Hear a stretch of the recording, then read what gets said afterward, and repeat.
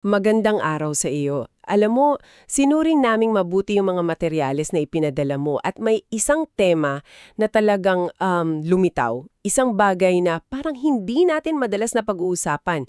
Yung kung ano ang nangyayari pagkatapos ng misyon. Malinaw sa mga notes mo na interesado kang malaman kung paano ba napapanatili, paano napapalago, yung epekto ng isang gawain kapag tapos na yung parang main event. Oo. At dito may isang malaking tanong na lumabas mula sa mga dokumento. Kapag umuwi na mga misyonero, humihina na lang ba yung apoy na sinimulan nila? Ganun na lang ba yon? O may paraan ba para mas lumakas pa ito? Ayon sa mga source mo, ito yung critical na sandali eh. Dito malalaman kung yung momentum ba ay magpapatuloy o kung saan ito, kumbaga, tuluyang mamamatay. At ang ganda dito, yung solusyon na inilalatag nila ay hindi nang basta isang modernong management style. Hindi siya corporate strategy. Hindi, mas malalim.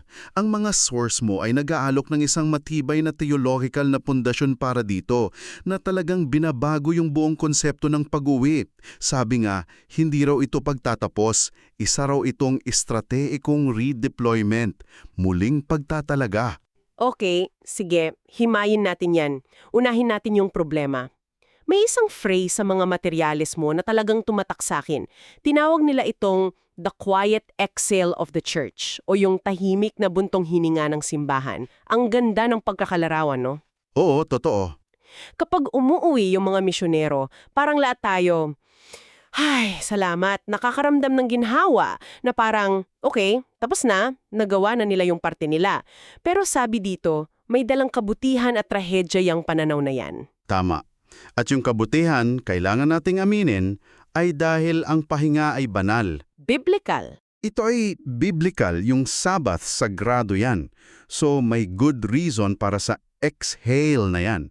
Pero dito na pumapasok yung trahedya, kapag ang pahinga ay napagkakamalang pagre-retiro mula sa tungkulin. Ah, yun. At yun ang nagiging sanhi ng isang, malaking problema. Okay, at ano yung problemang yon? Kasi parang natural naman na magpahinga, di ba? Ang problema, nawawala yung institutional memory, yung napakahalagang karunungan, yung pinaghirapang karanasan, yung leadership potential na dala-dala ng mga bumabalik, nawawala. Tinatawag nga ito ng mga source mo na generational amnesia. Pagkalimot ng isang henerasyon. Oo, yung kaalaman na hindi na ipapasa, parang bula, nawawala. Para kang nag-imbento ng apoy tapos hinayaan mo lang mamatay. Yung susunod na henerasyon, kailangang magkiskis ulit ng bato, back to zero. Yung quiet exhale na yan, parang domino effect pala. Ano nagiging epekto nito sa mga susunod na leader? Yun na nga, nagsisimula sila sa wala. Inuulit lang ng mga organisasyon yung mga pagkakamaling nagawa na 10 taon na ang nakalipas. Kasi walang nagkwento. Sabi sa mga materialis mo, ang karanasan daw nagiging isang personal na tropeyo na nakatago sa estante. Imbes na maging isang minanang yaman para sa lahat. Yon, isang bagay na ipinagmamalaki mo lang pero hindi mo ipinapagamit sa iba. Parang magandang libro sa shelf na puro alikabok na. At ang resulta? Isang simbahan na walang ganitong mga mentors, kahit bata pa sila, ay parang laging natututo sa mahirap na paraan. Ulit-ulit? Ulit-ulit. At yan yung dahilan kung bakit, sabi sa mga source mo, ang pag-invest sa mga sistema para sa mga bumabalik tawagin nating alumni networks ay hindi lang basta nice to have. Mahalaga siya. Mahalaga para sa pangmatagalang kalusugan ng anumang misyon. Okay, so malinaw yung problema pero ang nagustuhan ko sa mga pinadala mo, hindi lang sila tumigil doon.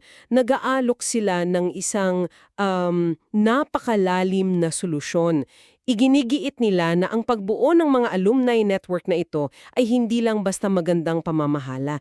Ito raw ay isang biblical na estratehiya. Oo, at ito yung core argument. May pinapakita silang isang pattern sa Biblia.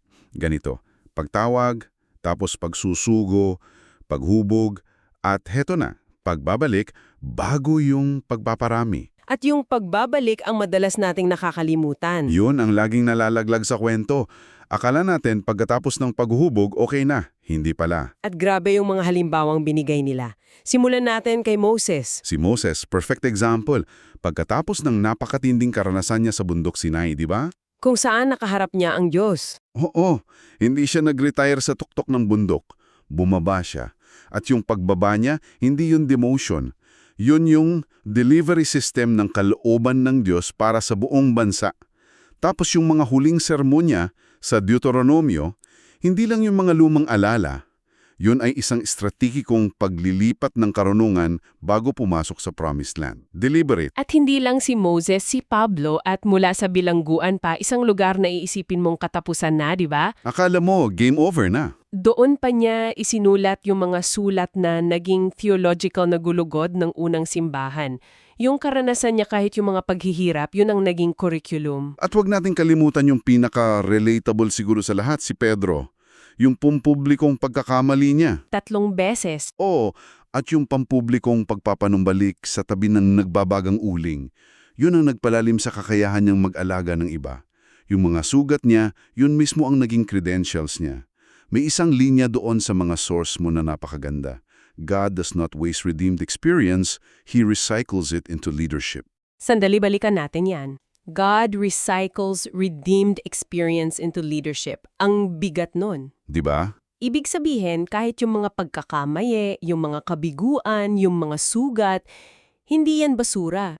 Yan mismo yung raw materials para sa epektibong pamumuno. Wow! Eksakto. Kaya yung mga alumni network na ito, ayon sa mga source, ay parang modernong version lang ng kung paano gumalaw yung unang simbahan. Hindi ito isang korporasyon na top-down. Isa siyang network. O isang magkakaugnay na network ng mga saksing nagbabalik para ibahagi ang kanilang natutunan. Walang malinaw na linya sa pagitan ng nasa field at pauwi na. Okay, I'm sold on the why. Malinaw na. Pero ang malaking tanong sa akin ngayon ay yung how. Paano nito binabago ang dapat na maging tingin natin sa proseso ng pag-uwi? Dito na pumapasok yung sinabi ko kanina tungkol sa redeployment. Nag-aalok ang mga source ng isang napakalakas na pagbabago ng pananaw, isang mindset shift. Sabi nila, ang pagbabalik ay hindi pag-atras. Ito ay isang redeployment.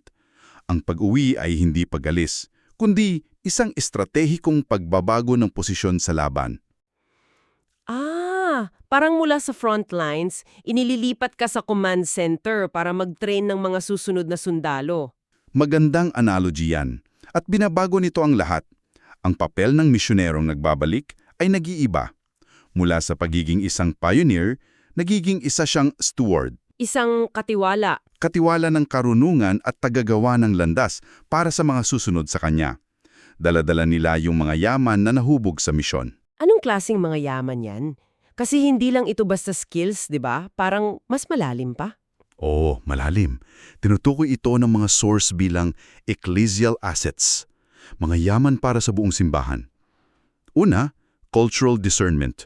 Yung kakayahang umunawa sa kultura na hindi mo matututunan sa libro. Yun, yung instinct, yung pakiramdam. Pangalawa, at medyo tricky ito, theological elasticity. Yung kakayahang i-apply ang teolohiya sa tunay at magulong buhay. Nang hindi isinasakripisyo ang katotohanan. Yung kakayahang makita kung paano gumagana ang Diyos sa mga kontekstong hindi mo inaasahan. That's a tricky concept though. Paano mo sisiguraduhin na elasticity yan at hindi compromise sa katotohanan? Magandang tanong yan. At dyan mismo pumapasok yung importansya ng komunidad. Hindi ito ginagawa ng mag-isa. Nahuhubog ito sa loob ng isang komunidad na may pananagutan sa isa't isa. At pangatlo, yung pinakahalata siguro, ay emotional resilience. Yung katatagan ng emosyon na nahubog sa apoy ng pagsubok. So, itong mga assets na ito ang nagbibigay daan sa kanila para gampanan yung bago nilang papel. Sila na ngayon ang mga mentor, mga tagasalin, mga tagabantay laban sa mababaw na pag-iisip. Tama.